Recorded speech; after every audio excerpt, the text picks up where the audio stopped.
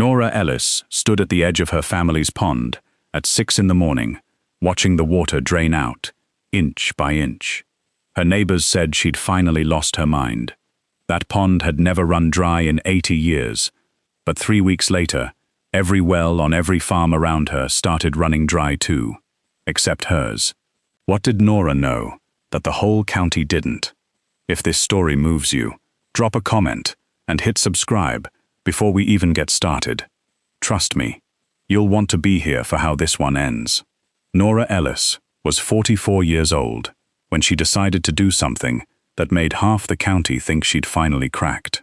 She lived alone on the same 100 acres her father had farmed his whole life, out past the old grain elevator on Route 9, where the land dipped down into a low, quiet hollow behind the barn.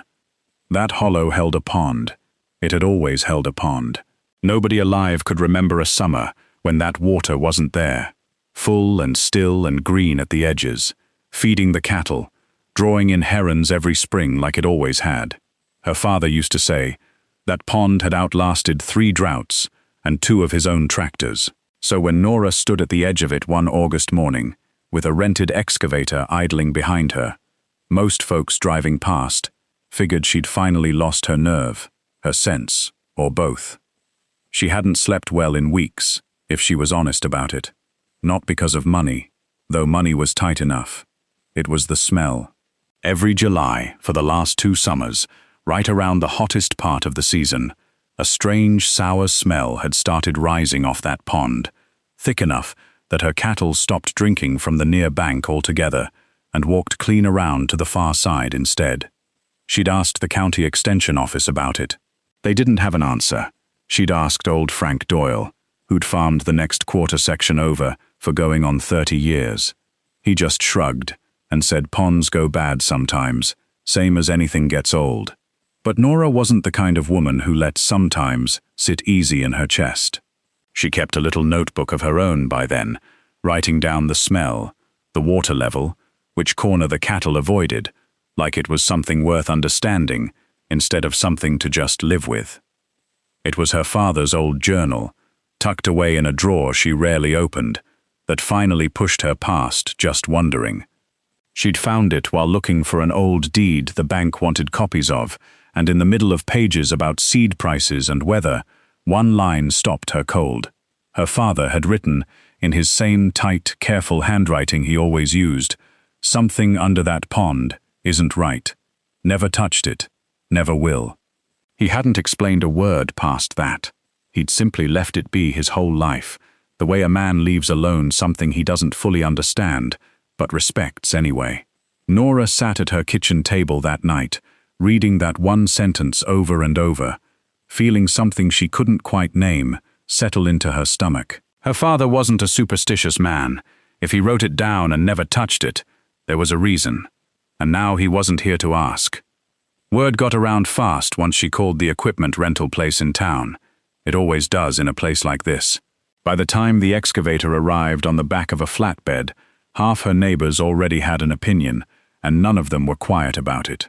Frank Doyle stood at his own fence line the morning she started, coffee in hand, shaking his head slow. "You're draining the one thing on this farm that's never once let you down," he called over, not unkind, just plain baffled. At the diner in town, the regulars had a field day with it, joking that Nora Ellis had finally gone and lost the last of her sense out there alone, on that farm. Even her own sister called twice that week, gently asking if she'd maybe talked to somebody, a doctor, a friend, anybody, about what she was doing out there. Nora didn't argue with any of them. She just said she needed to see what was underneath and went back to work. The draining itself wasn't the simple weekend job she'd pictured in her head when she first made the call. The old drainage pipe at the pond's edge had rusted shut decades back and had to be cleared out by hand before the water would even start moving right. The excavator's hydraulic line split open on the 4th day, costing her a repair bill she hadn't planned for, and 4 days of standing around waiting on a part. She worked alone most mornings, except for her old dog, Duke, who mostly just watched from the bank, confused about where his swimming hole had gone. Mud swallowed her boots more than once. The whole time, trucks slowed down on the county road just to look, the way people do when they think they're about to watch someone learn a hard lesson the hard way. It was on the 11th day, with the water down almost to nothing and the mud starting to firm up under the September sun, that Nora saw something break the surface that made her stop cold, shovel still in her hand. It wasn't a fence post. It wasn't an old bucket somebody had tossed in years back. It was smooth, curved, and gray, running in a straight line that didn't belong to anything nature ever built on its own. She crouched down slowly, wiped the mud away with her bare hand, and felt her heart go still in her chest, because whatever this was, her father had known about it his whole life, and he'd chosen never to say a word. Frank Doyle wasn't the kind of man who let a thing go once he'd made up his mind about it, and by the second week, he'd made up his mind about Nora Ellis clean through. He took to driving the long way home, just so he'd pass her fence line, slowing his truck down to a crawl every single time, shaking his head at the mud pit where a pond used to be. "You had the only reliable water on this whole stretch of road," he told her one morning, leaning out his window, not even bothering to cut the engine, "and you went and threw it away over a smell." Nora didn't answer him back. She'd learned by then that answering back only gave a thing more room to grow, so she just kept working, kept her head down, and let him drive on. It was worse at the diner, where she didn't even have to be present for the talking to happen. Her cousin told her later that the regulars at the counter had a running joke going about her most mornings, taking bets on how long before she gave up and called somebody to fill the hole back in. One of the older men, a retired farmer named Curtis, said out loud that a woman living alone out there, still grieving her father, probably needed somebody checking in on her more than she needed an excavator. That one stung worse than anything Frank had said, because it wasn't really about the pond at all, and it made its way back to her through her sister, who repeated it gently, like she half agreed. Nora sat with that comment for a long night before she let it go. She didn't call anyone. She didn't need checking on. She needed to finish what she'd started, and she went back out the next morning, same as always. The gray, curved shape she'd found breaking the mud on the 11th day turned out to be old pipe, the kind nobody made anymore, riveted by hand instead of welded, running from the deepest part of the pond straight toward the ridge behind the barn. That direction bothered her more than the pipe itself did. There wasn't supposed to be anything back there but scrub trees and rock. She spent 2 full days clearing mud away from it, inch by inch, careful not to break whatever was underneath, and the further she followed it, the more she started to understand that this wasn't something that had washed in by accident. Somebody had built this. Somebody had planned it, buried it, and never told a soul what it was for. She thought about calling the county office again, the same office that told her ponds just go bad sometimes, but she decided against it. Instead, she drove into town and sat for 2 hours in the records office with an old friend of her father's, a woman named Constance, who still volunteered there a few afternoons a week. Constance pulled the original survey from when the farm first changed hands, back before Nora's grandfather had even been born, and tucked inside that old folder was a receipt nobody had thought to look at in decades, dated the same year the survey was filed. Pipe fitting, drainage tile, paid for in full, in cash, by a man whose name Nora had only ever heard mentioned once or twice at family funerals. By the 3rd week, the excavation had slowed almost to a stop, not because Nora wanted it to, but because a storm rolled through overnight and dumped enough rain to turn her half-drained pit back into a soup of mud and standing water. She stood on the bank the next morning, just looking at it, exhausted in a way that went past her arms and legs and settled somewhere deeper. Her nephew, who'd been helping some weekends, finally said what half the county had already said to her face or behind her back. "Aunt Nora, maybe it's time to just fill it back in before winter gets here." She almost agreed with him standing there in the ruined mess of what used to be her father's pond. It would have been the easy thing to do, and nobody would have blamed her for it. Instead, she went back inside that night and read her father's line one more time, The same 7 words she'd read almost every night since she found them. Something under that pond isn't right. Never touched it. Never will. She thought about how a man who wasn't afraid of much in his whole life had left that pond alone on purpose, and she wondered for the first time if maybe he hadn't left it alone out of fear at all, but because he knew exactly what would happen the day somebody finally did touch it. If you've ever been the one person in the room everyone else decided to judge before they understood a single thing about what you were doing, tell us about it in the comments below. We read every one, and we'd love to hear your side of it.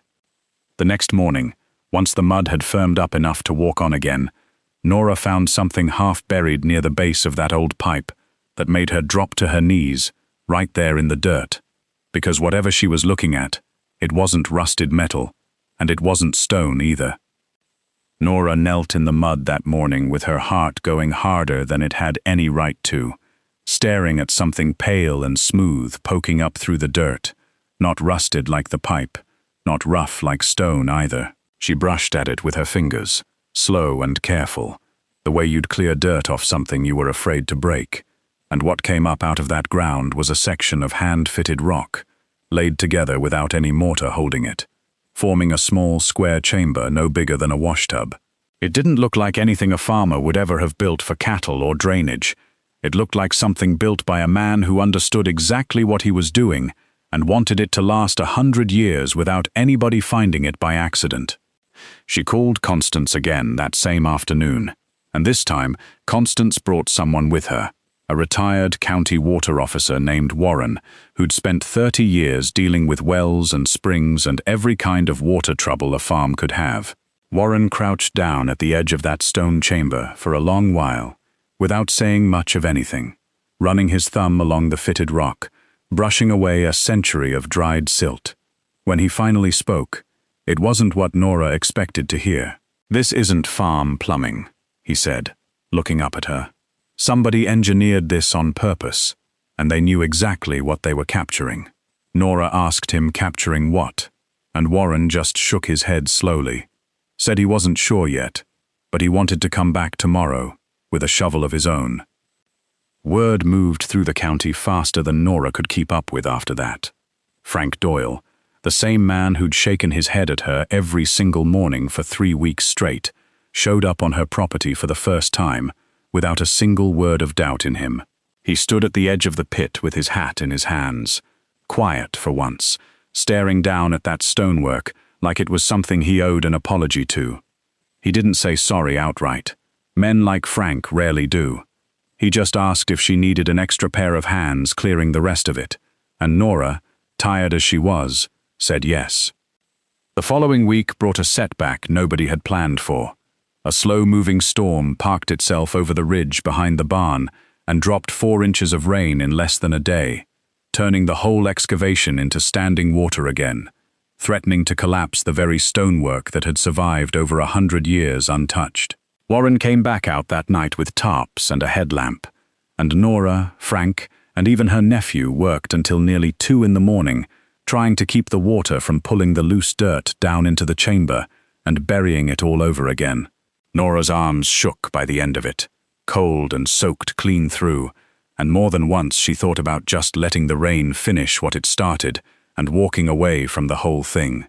They saved it by sunrise, exhausted and half frozen, and something had shifted quietly in the way people looked at her after that night. It wasn't pride exactly. It was closer to the way you look at somebody after you've stood next to them in the dark doing something hard, and neither one of you quit. Warren came back 3 days later, with lab results and a look on his face that Nora had never seen on a man his age, something between disbelief and the kind of excitement he was clearly trying hard to keep quiet. He explained that the chamber wasn't just old stonework sitting on top of dirt. It was built directly over a natural spring, one that ran steady no matter the season, filtered slowly through layers of packed gravel before it ever reached the pond above it. Whoever built this, he said, hadn't been hiding a problem. He'd been protecting a water source strong enough to feed far more than one farm's cattle, strong enough, if it ran the way Warren suspected it did, to reach clear underneath half the valley. Nora stood there in the mud, listening to a man twice her age explain something her own father had known and kept silent about his entire life. And she felt her stomach turn cold in a way that had nothing to do with the weather. Because if Warren was right about where that water actually reached, then somewhere out past her fence line, in every direction the county sprawled, there were wells sitting directly above the same hidden vein her father had spent his whole life refusing to touch. And not one of those neighbors laughing at her for the last 3 weeks had any idea what was about to happen to their water the moment this valley hit its next real drought. The drought came the following June, and it came the way droughts always seem to in that part of the country, slow at first, easy enough to shrug off, until suddenly it wasn't. No rain fell for nearly 6 weeks straight. The creek beds that used to run steady through the low pastures cracked open into dry seams you could lose your boot in. Corn that should have stood shoulder-high by the 4th of July curled up small and pale instead, and every farmer along the county road started watching their wells the way a man watches a fuel gauge on a long stretch of empty highway, doing the math on how many days he had left before something ran out completely. It was Curtis, the same retired farmer who'd made that comment about Nora needing somebody to check in on her, who noticed his well first. His pump ran dry on a Tuesday morning, sputtering air instead of water, and by that Friday, 3 more farms down the same stretch had gone quiet the same way. Word got around fast, same as it always did in that county, except this time, nobody was laughing. Families were hauling water in tanks from town, watching their cattle stand at empty troughs, watching a whole season of work start to slip away in the space of a few dry weeks. And through all of it, one well kept running steady, cold and clear, morning after morning, without a single hiccup. It was Nora's. Warren was the one who finally put it plainly at a town meeting held in the Grange Hall that August, standing up in front of nearly 40 worried farmers, with a hand-drawn map of the valley pinned to the wall behind him. He explained, slow and careful, that the spring beneath Nora's old pond didn't just feed her land. It ran underneath a good stretch of the entire valley, quietly keeping the water table higher than it had any right to be in a drought this bad, the same way it had for over 100 years without a single person understanding why. Her father hadn't been hiding some strange secret out of foolishness. He'd understood, somehow, that whatever sat beneath that pond was bigger than his own 100 acres, and he'd left it alone, rather than risk breaking something none of them could ever put back together. Frank Doyle stood near the back of that meeting, with his hat in his hands again, the same way he'd stood at the edge of her excavation weeks earlier. When somebody asked out loud who was going to help figure out how to get that water properly shared and protected going forward, Frank was the first one to raise his hand and say Nora should be the one leading it, since she was the only person in the room who'd been right about anything from the very start. Nobody laughed this time. Nobody had a joke ready at the counter the next morning either. By the following spring, the county had worked out a plan with Nora and Warren both, protecting the spring properly this time, with real engineering, instead of guesswork, making sure it kept running for the next 100 years, the same quiet way it had for the last 100. Nora still ran her own 100 acres, same as always, still kept her father's notebook in that same kitchen drawer, though she'd added her own pages to it by then, careful notes in her own handwriting, about water levels and rainfall and everything else worth understanding, instead of just living with. Curtis came by that spring to help her clear brush along the fence line, and neither one of them ever mentioned what he'd said about her the summer before. Some things don't need saying out loud once the work speaks plainly enough on its own.